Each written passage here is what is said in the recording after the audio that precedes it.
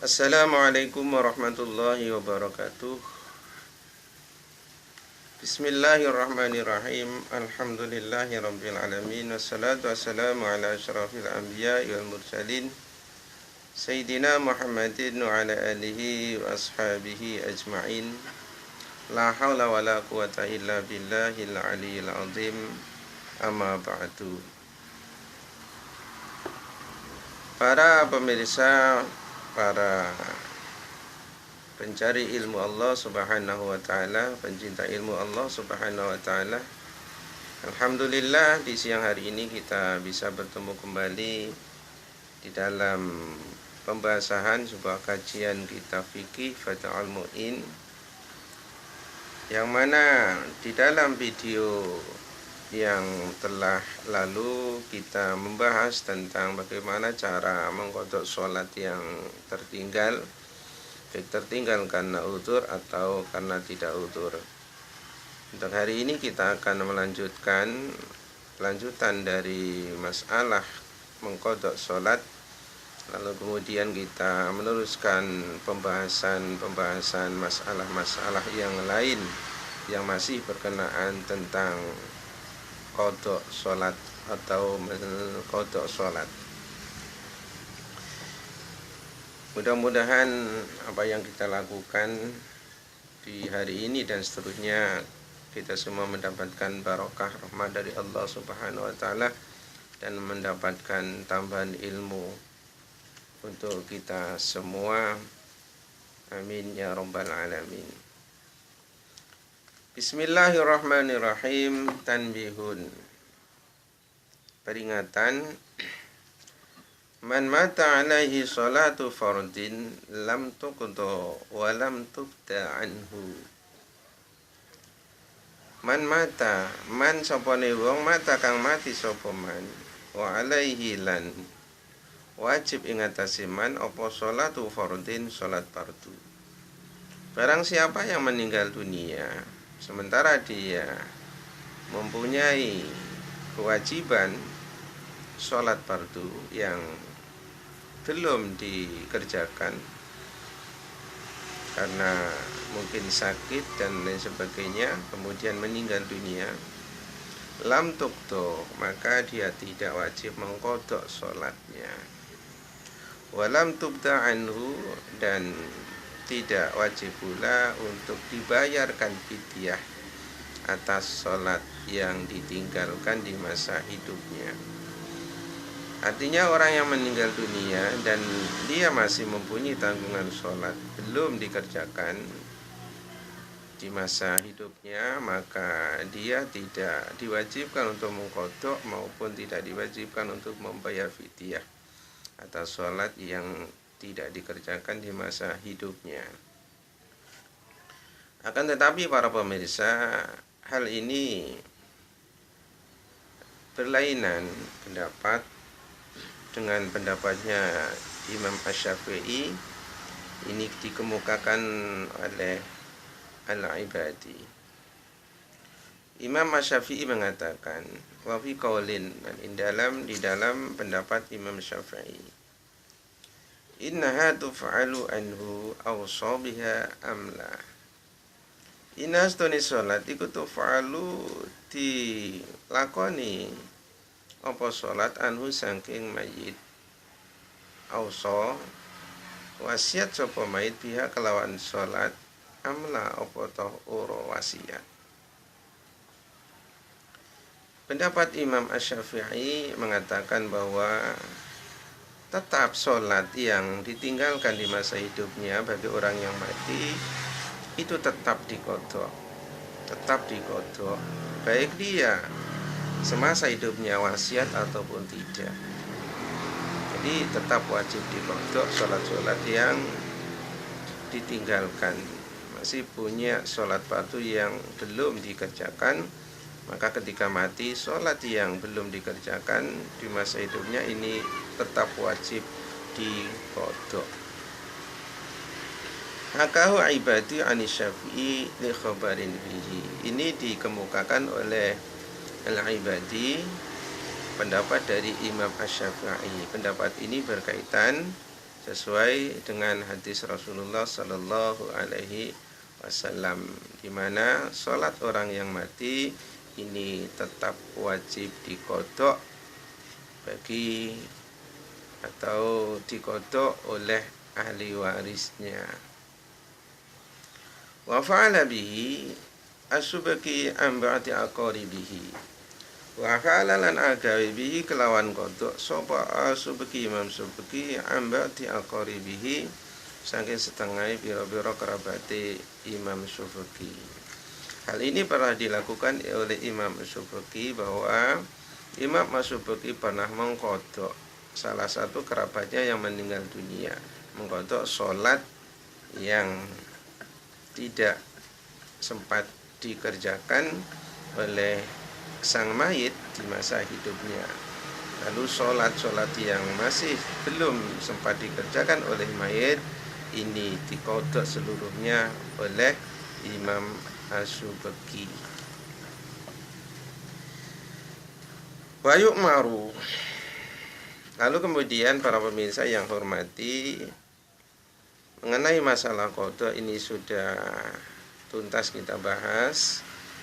Lalu kemudian sekarang kita masuk kepada bagaimana cara kita menangani anak-anak kita balita mengenai perintah atau mengenai kewajiban sholat maupun kewajiban puasa atas dirinya, atas seorang anak kita. Maka kita sebagai ahli wali, sebagai orang tua, maka harus mengetahui bagaimana tindakan kita atas mereka, atas anak-anak kita. Wa yu'maru zu siban zakaron a unsa mumayyizun bi ansara yaqulu wa yashrabu wa yastanji wahdahu. Wa yu'maru lan den perintah sapa zu siban wong kang duweni bocah zakaron lanang anane au unsa utawa wadon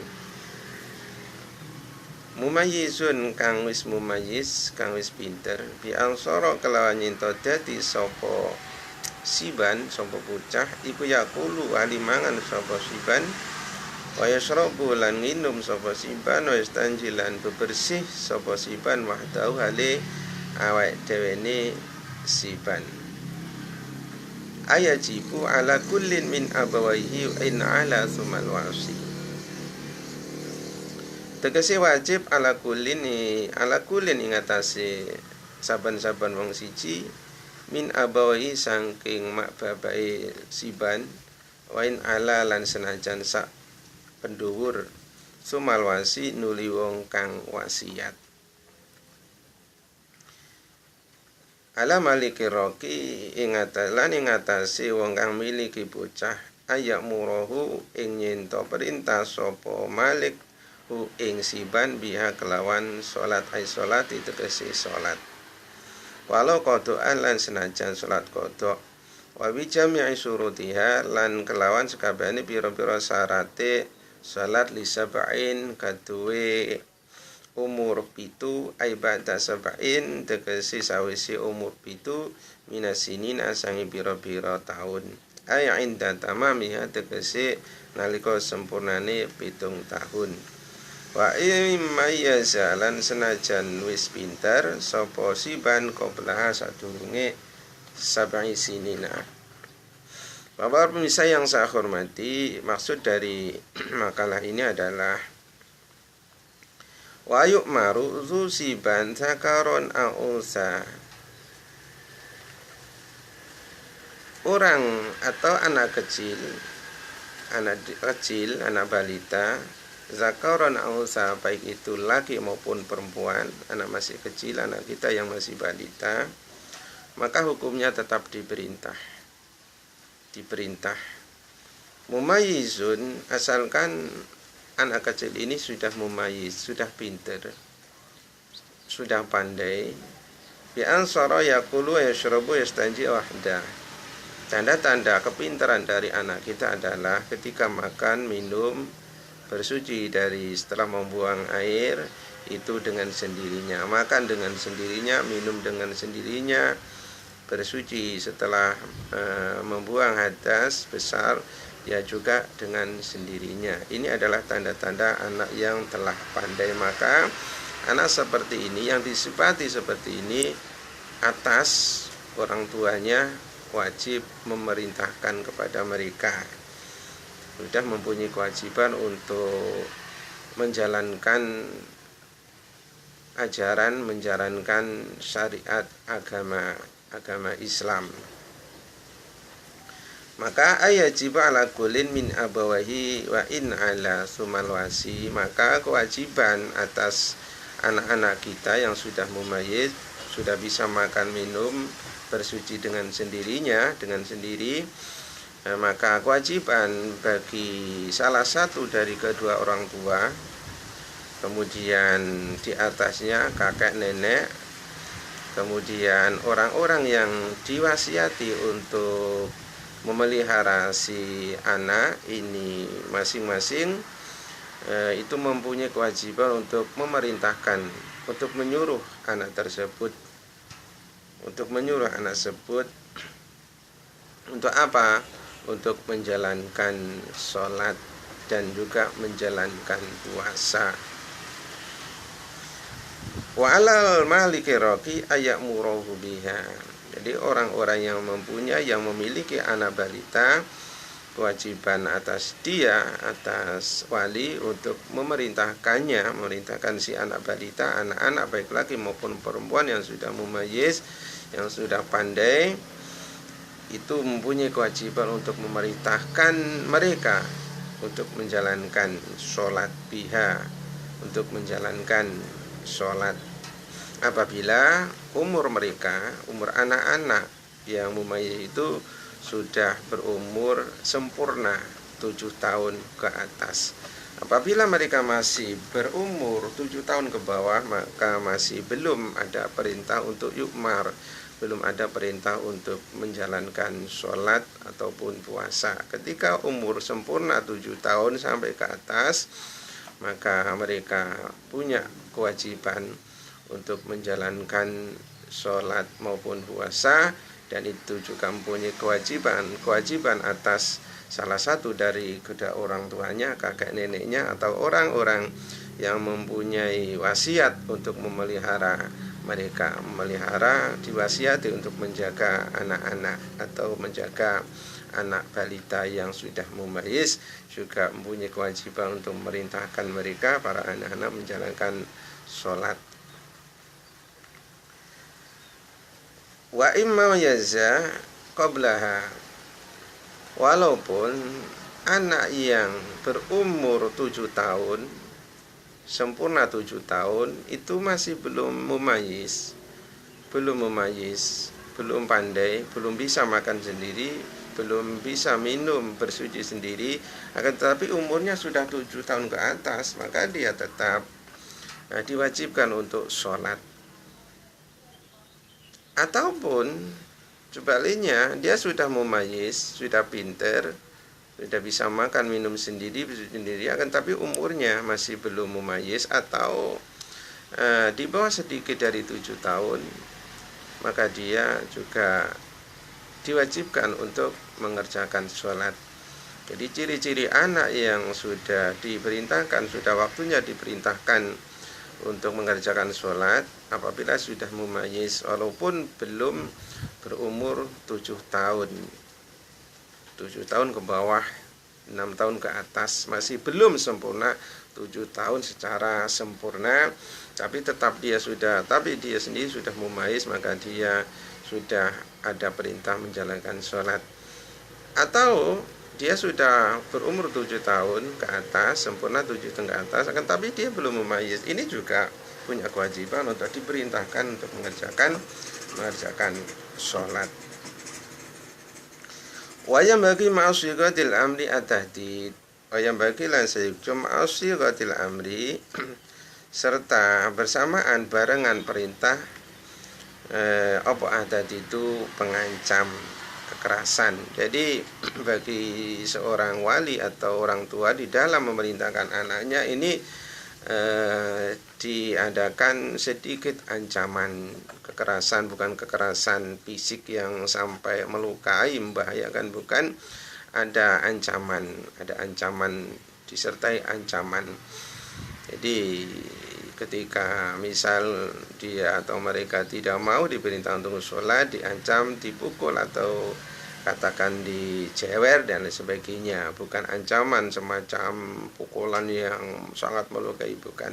Ancaman yang sifatnya itu agar supaya dia takut, agar supaya dia patuh, agar supaya dia menuruti perintah dari orang tuanya untuk menjalankan sholat bagi mereka, bagi anak-anak kita.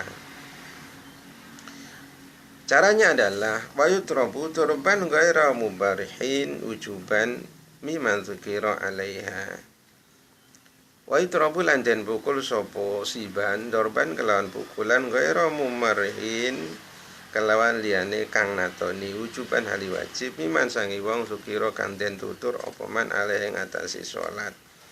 Ala tarkiha walau kodoan, tegese ngatasi tinggal sholat walau kodoan lan senajan sholat kodok. Jadi kita sebagai ahli, sebagai wali, sebagai orang tua, sebagai bapak, sebagai ibu, di dalam memerintahkan anak-anak kita itu disertai ancaman, kekerasan, artinya pukulan ringan agar supaya mereka itu takut. Kemudian cara memukul kita tidak memukul sampai melukai mereka. Nah, hukum memukul ini adalah wujuban. Hukum sedikit ada kekerasan ini adalah hukum wajib, hukumnya wajib, agar supaya anak-anak kita itu benar-benar takut dengan adanya kekerasan, pukulan sedikit, jewer telinga atau cubit dan lain sebagainya. Ini adalah bentuk kekerasan agar supaya mereka benar-benar patuh, benar-benar taat atas perintah kita sebagai orang tua di dalam memerintahkan mereka untuk menjalankan sholat. Walaupun sholat itu sholat yang qadha, artinya tetap dia wajib menjalankan sholat walaupun sholat qadha. Artinya maksudnya apabila dia satu waktu tidak mengerjakan, kemudian mau mengerjakan waktu yang kedua, dia diperintahkan untuk mengqadha sholat awal, sholat pertama yang tidak dikerjakan. Dia dilatih untuk tetap melakukan sholat adaan maupun diwajibkan untuk mengqadha sholat, menjalankan sholat qadhanya. Autarki syartin min syurutiha li asrin ibada istiqmaliha. Aitarki syartin utawa tinggal syarat min syurutiha saing pira-pira syarate salat li asrin kaduwe umur 10 ibada istiqmaliha tegese sempurnane umur 10 tahun. Para pemirsa yang saya hormati, lalu kemudian bagi anak-anak kita yang sudah berumur 10 tahun, maka bukan hanya diperintahkan sholat, tapi seorang orang tua wajib memberitahukan, mengajarkan kepada anak yang sudah berumur 10 tahun ini syarat-syarat, rukun-rukun, hal-hal yang membatalkan sholat. Ini perlu diajarkan kepada mereka apabila mereka sudah berumur 10 tahun. Akan tapi apabila masih umur 7 tahun ke atas, dia hanya diwajibkan, diperintahkan untuk sholat walaupun tidak memenuhi syarat rukunnya sholat. Akan tapi ketika sudah umur 10 tahun, wajib bagi orang tua memberitahukan, mengajarkan kepada mereka tentang syarat-syarat sholat bagaimana, rukun sholat bagaimana, cara sholat yang baik, yang tumakninah, yang khusyuk bagaimana. Ini kewajiban orang tua untuk memberitahukan kepada mereka, kepada anak-anak kita yang ketika umur sudah 10 tahun. Jadi tidak sekedar menjalankan sholat, tapi bagi kita seorang orang tua wajib juga memberitahukan, mengajarkan kepada mereka tentang syarat-syarat rukun dan yang berkaitan dengan sholat. Lihat hadisin sahih, ini sesuai dengan hadis sahih. Muru sabiyya bis salati idza balagha 7 sinin wa idza balagha 10 sinin fadribuhu 'alaiha. Dalam hadis Rasulullah Shallallahu Alaihi Wasallam mengatakan, bersabda, muru sobiya, muru perintah sira kabeh asobiya ing bocah bisolati kelawan sholat. Jadi bagi orang tua punya kewajiban untuk memerintahkan anak-anak agar supaya mereka menjalankan sholat. Idza balagha sab'a sinin, ketika mereka sudah idza balagha nalika wis tumeka sapa sobi sapa bocah sab'a sinin ing umur 7 tahun. Ketika umur sudah tahun, maka kewajiban bagi orang tua untuk merintahkan mereka untuk menjalankan sholat. Wa idza balagha lan nalika wis tumeka sapa sobi sapa bocah asra sinin ing 10 tahun patribuhu mongko mukula sira ing sobian alaiha ing atase tinggal salat. Jadi apabila ini mengenai pukulan, mengenai memukul, mengenai ada sertai kekerasan, ini ketika anak sudah berumur 10 tahun. Jadi di samping ketika anak sudah berumur 10 tahun, di samping memerintahkan sholat, juga mengajarkan tentang syarat rukun sholat, juga ada hukuman pukulan ketika sudah berumur 10 tahun. Jadi mengajarkan tentang syarat bagaimana sholat, rukun sholat, dan dikenakan hukuman pukulan apabila dia meninggalkan sholat atau meninggalkan ketika sholat, meninggalkan syarat dan rukunnya sholat. Artinya ketika dia sudah berumur 10 tahun, kan tapi dalam sholatnya dia masih serampangan seperti hanya anak umur 7 tahun, maka bagi orang tua wajib tetap memberikan sanksi, yaitu pukulan ketika dia meninggalkan syarat rukunnya, apalagi meninggalkan sholat itu sendiri. Kausomin atau kohu fa innahu yukmaru bihi li sab'in wa yutrabu alaihi li asrin kasolati. Kausomin kaya dene puasa atau kohu kang kuat sapa sobi ing puasa. Fa innahu maka stune sobi bocah iku yukmaru dan perintah sapa sobi bihi kelawan saum li sab'in kate umur 7 tahun wa yutrabu lan dan pukul sapa alaihi sobiin ni asrin kata umur 10 tahun kasolati koyoteni sholat. Para pemirsa yang saya hormati, bagi anak-anak kita yang sudah berumur 7 tahun dan umur 10 tahun, maka ini kewajiban atas orang tua, atas mereka. Bagi orang tua atas anak-anak yang sudah berumur 7 atau 10 tahun, kewajiban untuk mengerjakan sholat, juga mengerjakan puasa apabila dia mampu kuat menjalankannya bagi sang anak. Ketika umur 7 tahun, dia di samping diwajibkan mengerjakan sholat, juga diwajibkan untuk mengerjakan puasa apabila dia mampu kuat menjalankannya. Nah, dan itu apabila umur 7 tahun hanya diperintahkan menjalankan puasa sebagaimana diperintahkan menjalankan sholat, tanpa dengan kekerasan, tanpa disertai dengan pukulan apabila dia benar-benar tidak mampu, tidak kuat untuk menjalankan puasa. Maka orang tua tidak perlu mengeluarkan sanksi atau kekerasan bagi anak kita yang ketika menjalankan puasa ini benar-benar tidak kuat dan umurnya masih 7 tahun. Dan apabila anak kita ini sudah 10 tahun, ketika dia diwajibkan, diperintahkan untuk puasa, lalu tidak mau karena memang tidak kuat, maka tetap bagi orang tua ketika umur 10 tahun tetap diadakan sanksi memukul apabila dia tidak mau mengerjakan puasa, sebagaimana apabila dia tidak mau mengerjakan sholat bagi umur yang anak yang 10 tahun, maka ada sanksi, yaitu memukul, dipukul dengan pukulan yang tidak melukainya, pukulan yang bersifat agar supaya mereka, anak yang terutama umur 10 tahun ini, benar-benar takut, benar-benar taat, benar-benar mau untuk melaksanakan perintah dari orang tuanya, yaitu mengerjakan sholat ataupun mengerjakan puasa. Wa hikmatun dzalika at-tamrinu ala ibadati li ta'awadaha falayatrukuha.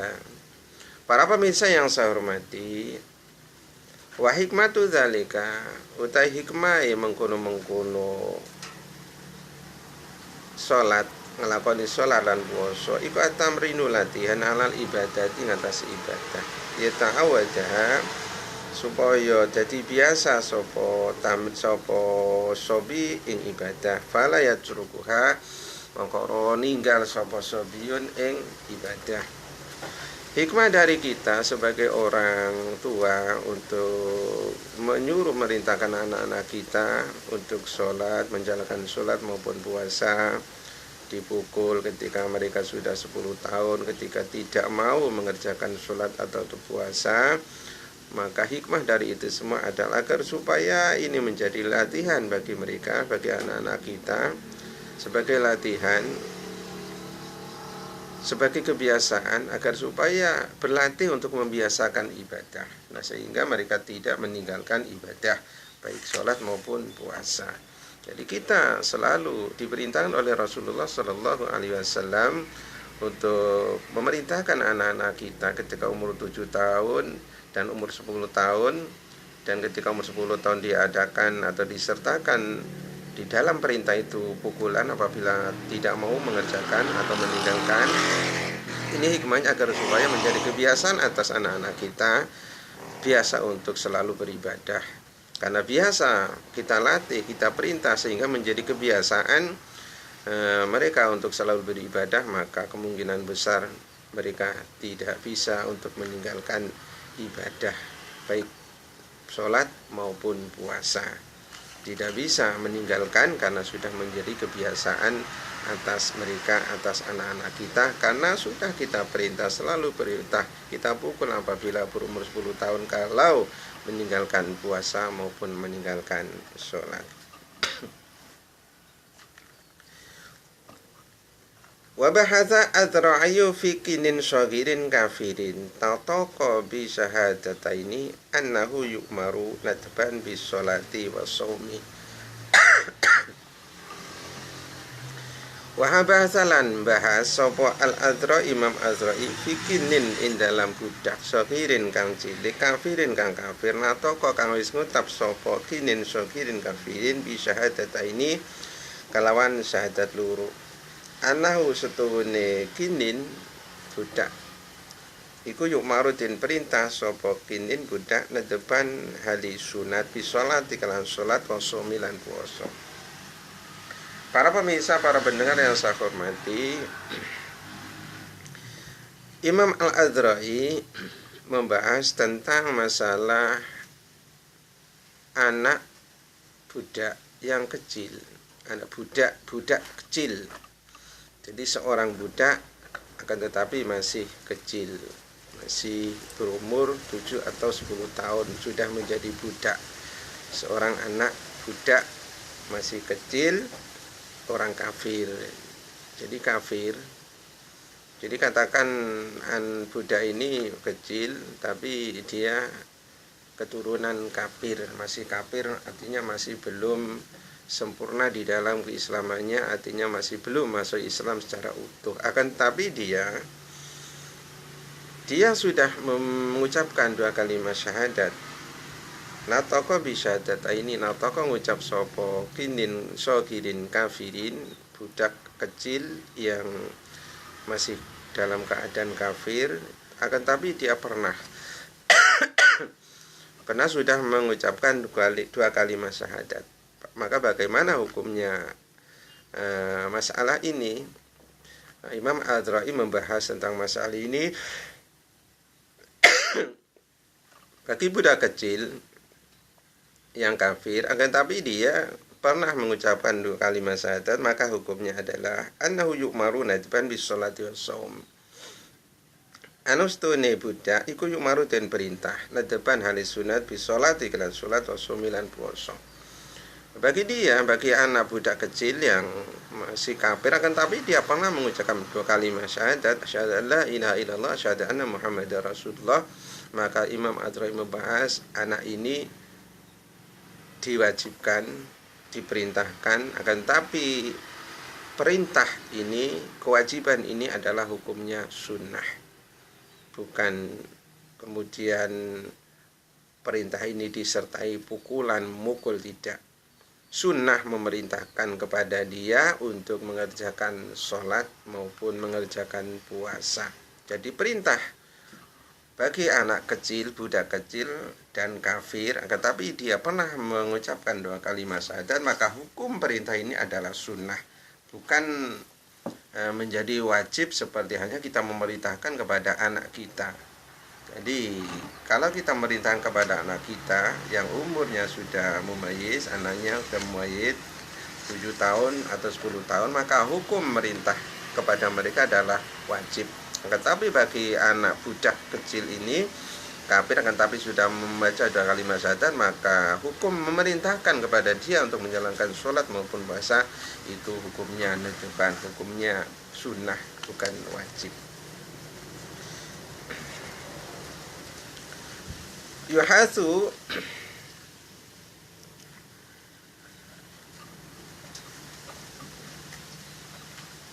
dibahas, dianjurkan alaihi ma ingatasi alaihatu dianjurkan alaihi ma ingatasi sobi min ghairi dorbin saking liyane mukul, dia lapa supaya lulut, supaya kebiasa sapa kinin al khaira ing kebagusan ba'da bulughihi sawise tumekane umure kinin wain apa al qiyasu dzalika. Para pemirsa yang saya hormati, kenapa alasannya bagi anak ini bagi anak yang anak budak kecil yang kafir kan tapi sudah membaca 2 kalimat syahadat, kenapa dia tetap diwajibkan, tetap diperintahkan, bukan diwajibkan, tetap diperintahkan dengan hukum perintah ini sunnah? Kenapa tetap diperintahkan? Agar supaya diperintahkan tapi dengan tanpa pukulan. Apabila dia tidak mau mengerjakan sholat ataupun puasa, diperintahkan, sunnah memerintahkan dia, dan tidak disertakan pukulan apabila tidak mau dia mengerjakan sholat ataupun puasa, agar supaya dia membiasakan ketika baliknya nanti, umur baliknya nanti, dia mempunyai kebiasaan untuk melakukan kebaikan di dalam kehidupan kesehariannya. Jadi ketika anak kafir ini, budak kafir kan tapi sudah membaca 2 kalimat syahadat, tetap diperintahkan secara hukumnya sunnah untuk sholat dan puasa, agar supaya dia dengan adanya perintah sholat dan puasa ini, agar supaya dia membiasakan ketika sudah saat baliknya untuk melakukan kebaikan. Karena di dalam sholat dan puasa, di dalam pekerjaan, di dalam amal sholat dan puasa itu penuh dengan kebaikan, terutama kebaikan kepada Allah Subhanahu wa Ta'ala maupun kebaikan kepada sesamanya. Inilah hikmah dari kita menganjurkan anak kafir yang menjadi budak yang sudah membaca 2 kalimat syahadat, agar supaya di kehidupan besarnya nanti dia membiasakan untuk melakukan kebaikan. Tetapi hukum dari memerintahkan kepada dia adalah sunnah, bukan wajib, sebagaimana kita memerintahkan anak kita sendiri. Para pemirsa yang saya hormati, inilah yang bisa kita bahas di siang hari ini. Untuk kelanjutannya, ikuti terus kelanjutan pembahasan kajian kitab Fathul Mu'in. Mudah-mudahan ada hikmah barokah kepada kita semua. Amin ya rabbal alamin. Subhanakallahumma bihamdika asyhadu an la ilaha illa anta astaghfiruka wa atubu ilaik. Sallallahu alaihi wasallam Muhammadin wa ala alihi washabihi ajmain. Alhamdulillahirabbil alamin. Assalamualaikum warahmatullahi wabarakatuh.